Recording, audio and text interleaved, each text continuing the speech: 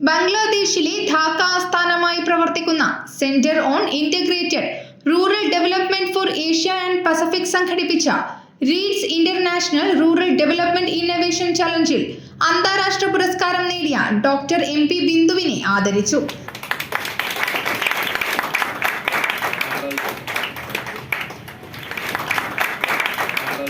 കോൺഗ്രസ് ചാവശ്ശേരി മണ്ഡലം കമ്മിറ്റിയുടെ നേതൃത്വത്തിൽ ചാവശ്ശേരി ഇന്ദിരാഗാന്ധി ഓഡിറ്റോറിയത്തിൽ നടന്ന ആദരവ് പരിപാടി വൈദ്യുതി വകുപ്പ് മന്ത്രി സണ്ണി ജോസഫ് ഉദ്ഘാടനം ചെയ്തു. കാരണം ഇപ്പോഴത്തെ കുട്ടികൾ പഠിക്കുന്ന സബ്ജക്റ്റും അതിൻ്റെ പഠന രീതിയും അതിൻ്റെ അച്ചീവ്മെൻറ്റ്സും ഒക്കെ മുതിർന്നവർക്ക് മനസ്സിലാക്കി കൊടുക്കണമെങ്കിൽ അവർ തന്നെ അവരുടേതായ രൂപത്തിൽ അനുഭവത്തിൻ്റെ പശ്ചാത്തലത്തിൽ നിന്നുകൊണ്ട് സംസാരിക്കണം. മണ്ഡലം പ്രസിഡന്റ് KV രാമചന്ദ്രൻ അധ്യക്ഷത വഹിച്ചു.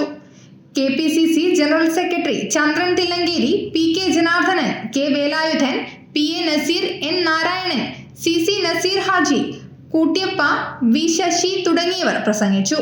News bureau, Kannur media.